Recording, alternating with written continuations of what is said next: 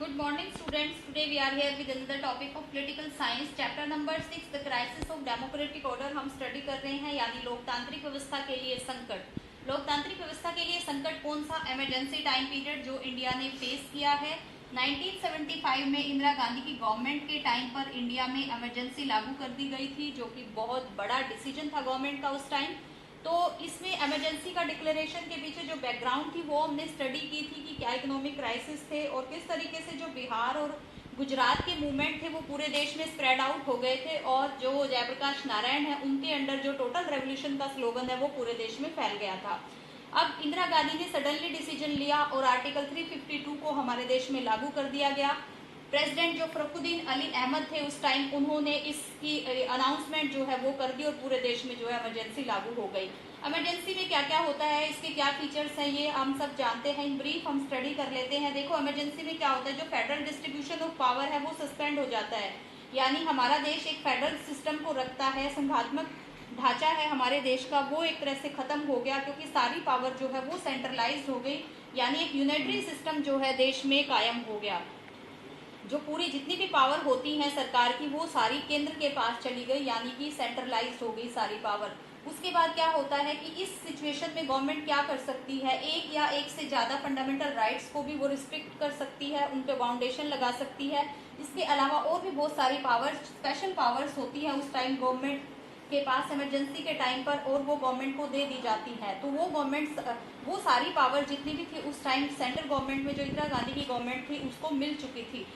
अब क्योंकि इमरजेंसी एक जो हमारे कॉन्स्टिट्यूशन में आर्टिकल है 352, इमरजेंसी का प्रोविजन इसलिए लाया जाता है कि जैसे कोई युद्ध जैसी सिचुएशन हो गई देश में, या कोई ऐसे कोई डिजास्टर हो गया, या कोई नेचुरल क्लैमिटी आ गई जिसमें कि देश की जो सिचुएशन है वो ज़्यादा क्रिटिकल हो जाती है, या कोई इंटरनल कन्फ्लिक्ट इतना बढ़ जाता है कि उस मतलब बिना पावर के वो कंट्रोल नहीं हो सकता, तो इमरजेंसी लागू की जा सकती है। अब हमारे सामने बहुत सारे क्वेश्चन है, क्या देश में ऐसी सिचुएशन हो गई थी उस टाइम की इमरजेंसी को लागू किया जाना ही जरूरी था, या फिर गवर्नमेंट सिर्फ अपने आप को सेव कर रही थी इसलिए इमरजेंसी उसने लागू की गई।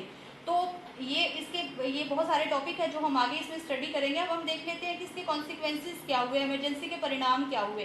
देखो, इमरजेंसी लागू होते ही क्या होता है, जो सिविल लिबर्टी होती है सिटीजन की, यानी लोगों की जो सिविल लिबर्टी होती है वो सारी एक तरह से उन पे इफेक्ट आता है। गवर्नमेंट ने इफेक्टिवली उस टाइम जो प्रिवेंटिव डिटेंशन है उसका यूज किया, निवारक नजरबंदी, इसका ये हमने 11th में पढ़ चुके हैं इसके बारे में कि क्या होता है इसमें कि बिना किसी ट्रायल के या बिना किसी रीजन के भी आप मतलब किसी जो विक्टिम है, जो कोई अपराधी है, उसको गिरफ्तार कर लिया जाता है। एक मतलब संदेह के आधार पर भी उसको जो है गिरफ्तार कर लिया जाता है, उसको बिना किसी रीजन बताए उसको गिरफ्तार। तो हजारों लोग जो है उस टाइम जो अपोजिशन के लीडर थे जो प्रोटेस्ट कर रहे थे उनको उस टाइम इसी के तहत लोगों को गिरफ्तार कर लिया गया। मतलब बहुत सारे वर्कर्स थे वो अरेस्ट कर लिए गए। और देखो, जो एक वर्कर्स होते हैं, जो अरेस्टेड वर्कर्स होते हैं, उनके पास जो अरेस्ट कर लिए जाते हैं उसके अगेंस्ट एक चैलेंज होता है, जो हैबियस कॉर्पस हमने पढ़ी है, हमारी जो रिट्स होती है, लेकिन उस टाइम वो इसका भी यूज नहीं कर सकते थे, क्योंकि गवर्नमेंट ने जुडिशरी को भी अंडर कंट्रोल कर लिया था उस टाइम। जुडिशरी ने कोशिश भी की कि वो बंदी प्रत्यक्षीकरण को थोड़ा बहुत लागू कर दे, लेकिन वो ऐसा नहीं कर पाई।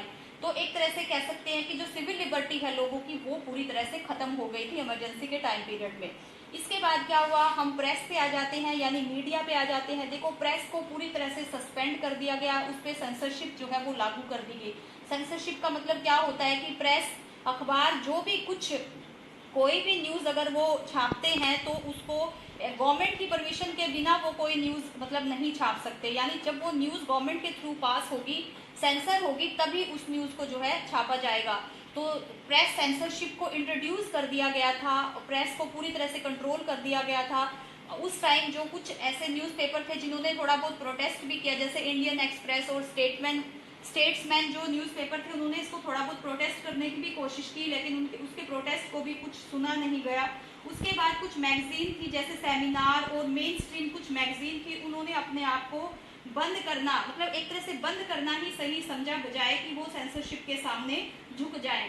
इसी तरह कुछ ऐसे मतलब कुछ हमारे उस टाइम राइटर्स थे, जैसे कन्नड़ राइटर थे, और जिनको पद्मश्री मिला हुआ था, और इसके अलावा कुछ फणीश्वर नाथ रेणु जो हमारे हिंदी के बहुत बड़े राइटर थे, उन्होंने अपने अवार्ड जो थे उनको वापस लौटा दिया, क्योंकि उनको लगता था कि हमारे देश में जो डेमोक्रेसी है वो अब अच्छे तरीके से काम नहीं कर रही है, यानी डेमोक्रेसी जो है वो खतरे में आ चुकी है। गवर्नमेंट ने कुछ ऑर्गेनाइजेशन थे जैसे RSS है जो राष्ट्रीय स्वयंसेवक संघ है, और जमाते इस्लाम, इन पे बैन लगा दिया। मतलब ये कोई भी पॉलिटिकल एक्टिविटी जो है नहीं कर सकते थे। जो हर तरह के प्रोटेस्ट देश में हो रहे थे वो प्रोटेस्ट जो है इस टाइम बंद हो चुके थे इमरजेंसी के टाइम पीरियड पे। एक सबसे बड़ा जो चेंज, जो कॉन्सिक्वेंस हुआ है इस टाइम पे, वो था 42 सेकेंड अमेंडमेंट जो हमारे कॉन्स्टिट्यूशन में हुआ, जो बहुत इंपॉर्टेंट अमेंडमेंट माना जाता है। इमरजेंसी के टाइम पर इंदिरा गांधी ने इस अमेंडमेंट को मतलब इसमें कई चेंज किए हमारे कॉन्स्टिट्यूशन में। उसके अकॉर्डिंग ये भी चेंज किया गया कि जो इंदिरा गांधी के अगेंस्ट जो केस था, हमने पढ़ा था पिछली बार, जो इनवैलिड केस था, मतलब एक अमेंडमेंट लिया गया इसमें कि कोई भी जो प्राइम मिनिस्टर, प्रेसिडेंट और वाइस प्रेसिडेंट को कोई भी कोर्ट जो है वो चैलेंज नहीं कर सकता। ये सबसे बड़ा मतलब एक मेन पॉइंट था इमरजेंसी के टाइम पर। इसके अलावा और भी जो लेजिस्लेचर है हमारी, उसके टाइम पीरियड को भी एक्सटेंड कर दिया गया। अदरवाइज जो इलेक्शन थे हमारे वो 1976 में हो जाते 1971 के बाद, लेकिन इलेक्शन आगे जाकर हमारे वो 1977 में हुए, मतलब उसके टाइम पीरियड को भी बढ़ा दिया गया था। इसके अलावा और भी बहुत सारे चेंज जो है ड्यूरिंग इमरजेंसी हमारे इसमें जो कॉन्स्टिट्यूशन में किए गए, जो कि एक डेमोक्रेसी के लिए जो एक मतलब अच्छे साबित नहीं हुए। मतलब हम नहीं कह सकते कि एक डेमोक्रेटिक देश में इस तरह के कॉन्सिक्वेंसेज जो है होने चाहिए, या इमरजेंसी जैसी सिचुएशन को लागू किया जाए। मतलब कह सकते हैं कि कुछ और भी जो अल्टरनेटिव हो सकते थे देश में, कि वो जो प्रोटेस्ट थे, जो इंटरनल कन्फ्लिक्ट थे, उनको भी रोका जा सकता था, जो हम आगे इसको स्टडी करेंगे स्टूडेंट। क्योंकि देखो नेक्स्ट हमारा टॉपिक यही आ जाता है। अब जब ये जो इमरजेंसी चल रही थी तो कंट्रोवर्सी तो ऑब्वियस है होनी ही थी, इसके रिगार्डिंग बहुत सारी जो कंट्रोवर्सी हुई। और जब इमरजेंसी टाइम पीरियड खत्म हुआ, जब नेक्स्ट गवर्नमेंट हमारी आई, तो उन्होंने शाह कमीशन को अपॉइंट किया था, जिसने कि इस पूरी इमरजेंसी टाइम पीरियड की इंक्वायरी की थी। और इस टाइम पर लोगों ने क्या क्या चीजें फेस की वो हमारा नेक्स्ट टॉपिक होगा। और क्वेश्चन ये भी अराइज हुआ बाद में कि वॉज द इमरजेंसी नेसेसरी, क्या इमरजेंसी जरूरी थी। तो इसकी शाह कमीशन की रिपोर्ट को हम स्टडी करेंगे, और हम स्टडी करेंगे कि इमरजेंसी के टाइम पीरियड पे हमारे देश के जो हर सेक्शन, चाहे वो गरीब वर्ग हो, चाहे वो मिडिल वर्ग पार्ट हो सोसाइटी का, चाहे वो अमीर व्यक्ति हो, चाहे वो अपोजिशन के लीडर हो, चाहे ब्यूरोक्रेसी हो, चाहे जुडिशरी हो, किसने क्या क्या प्रॉब्लम्स जो है उस टाइम पे फेस की, ये हमारा नेक्स्ट टॉपिक होगा। तो आई होप आपको कॉन्सिक्वेंसेज समझ आ गए होंगे कि कॉन्सिक्वेंसेज में क्या क्या जो सिचुएशन थी इमरजेंसी के टाइम पीरियड पे, वो हमने डीपली स्टडी कर ली है। Thank you so much.